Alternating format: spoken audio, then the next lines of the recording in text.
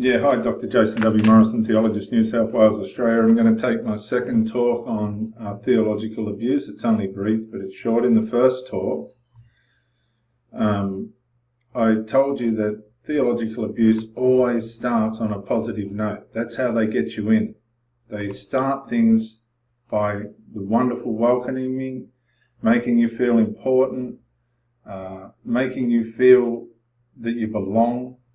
Now, let me just give you an example of what I'm trying to say here. Say somebody's been chatting to someone at the carts and they've finally agreed to come in to one of the Jehovah Witness meetings. Now, they're going to get greeted, as I said, with open arms and you're important and we love you and all the rest.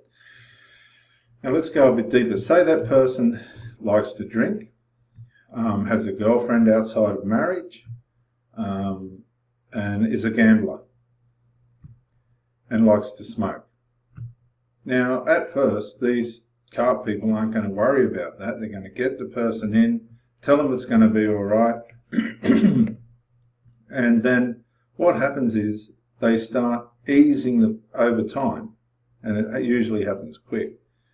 They start trying to correct your habits and behaviour by easing you into their doctrinal teachings. Now, to me, that's manipulation. That's one of the greatest forms of manipulation there is. Now, what you'll find is, why invite somebody, and this is what I feel that theological abuse is so harmful, why invite somebody that doesn't fit in the first place, that really wants help, into an organisation that's really going to turn against what they're on and doing anyway? This is where theological abuse comes in, because what these organisations are trying to do, and I like to target the Jehovah Witnesses because they've got the heaviest presence in my community. They get you in, they don't care what you like at the start, but once you get under their reign, once you start to listen to their teachings and you've been there long enough, they're going to start stripping you of who you are. Now, what I mean by that is, I don't think you should be drinking, I don't think you should be smoking, I don't think you should be having sex outside of marriage, and in a religious way, they're right. But it doesn't always work that way for people that come into these organisations. And what you'll find is, if they don't start to strip off their ill behaviours, then they start to get distanced or punished or maybe even shunned. Now, one of the ploys behind this is, just say that person comes in and they've got all this dysfunction and they don't respond to the teachings and the understandings and the expectations of whatever the organisation is. They'll be given a certain amount of tolerance, but when that tolerance is run out, so will the initial love and you're important and we can help you attitude will diminish. It'll go. Now, the problem with this is you come to this point where the lady that's got the channel Stop the Shunning has just been talking about loyalty and faithfulness, and this is one of my big subjects, because loyalty and faithfulness are core parts of our nature. They're core parts of our nature that we believe and respect and want to follow and obey. And when your loyalty and faithfulness connects with one of these cults or organisations, then what happens is you have to start working against yourself. You'll get red lights and alarms, and you'll be putting them up against your loyalty and faithfulness. And sometimes, and in most cases, your loyalty and faithfulness can blind you. Now, I want to say that again. Your loyalty, religious loyalty and faithfulness can blind you unless you're in a healthy religious arena where you are encouraged to critically study and think and find the answers to things in an unbiased and unscaled, balanced way. So as soon as your loyalty and faithfulness connects with these things, which is usually something that you will do when you feel like you're accepted and that you're somebody important and you feel like you've got an identity somewhere, even though you're dysfunctional and they're not letting you know that you've got the sand in the hourglass is running out, and if you don't change your behaviour, you're going to go. What they'll do is they'll try and get you to bring family members. And so they're getting their claws out, trying to get their claws out past you and into family members that might be able to present themselves less dysfunctional than what you are and more responsive than yourself. And this is how they begin to separate families. Now, it might take 10 years, it might take 15 years. But somewhere or other, they're going to weigh your behaviour up against the person that you brought in.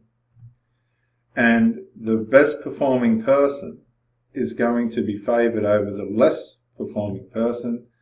And if one doesn't get things in order, they will begin to segregate or separate the family members. And this is not uncommon. It's not isolated to Jehovah's Witnesses. It goes throughout all religion. And again, the understructure of this is your life's not lining up with what we believe to be putting Jehovah first, which I mentioned in the first video is an absolute hoax, because we're supposed to put people first.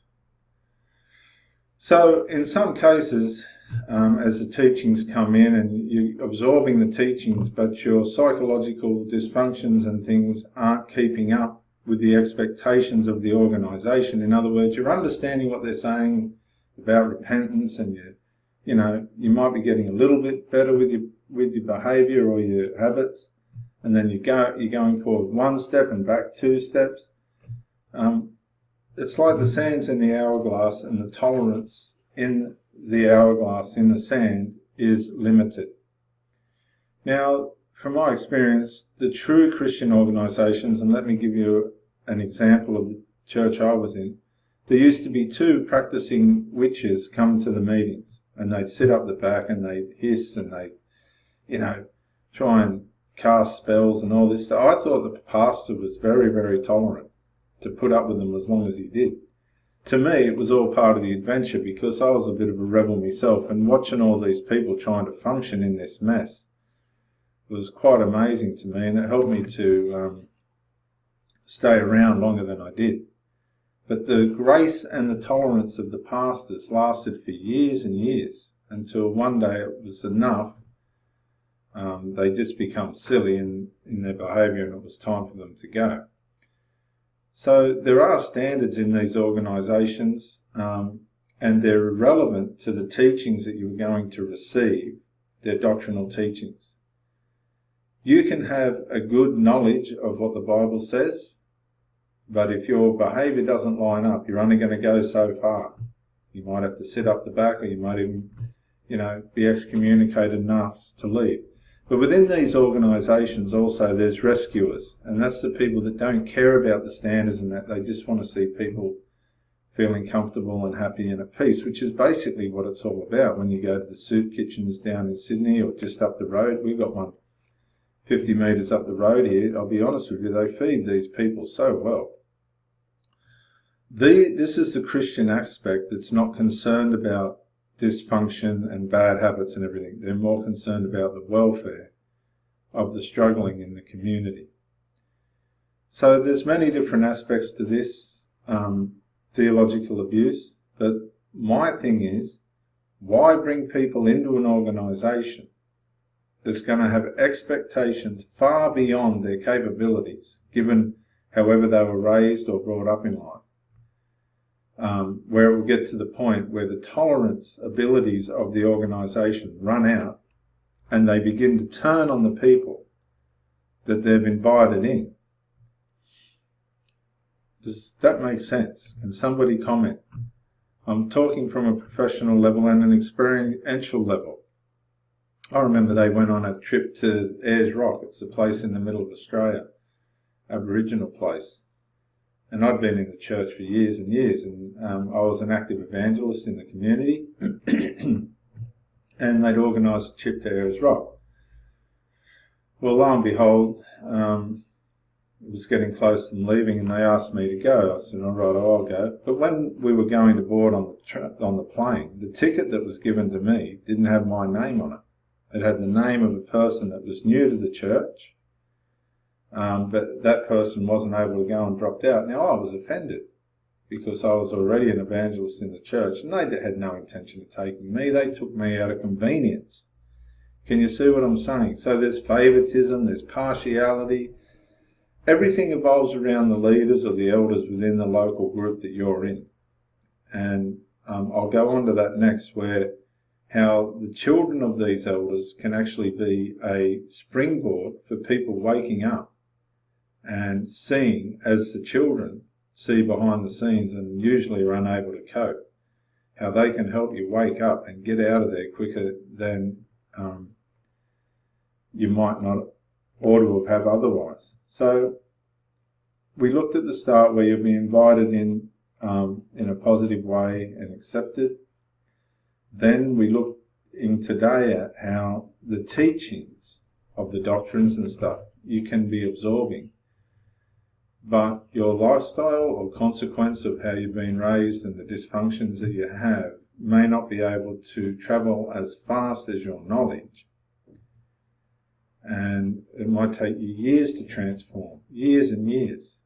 And sometimes that can work against the tolerances of the leaders in these cults.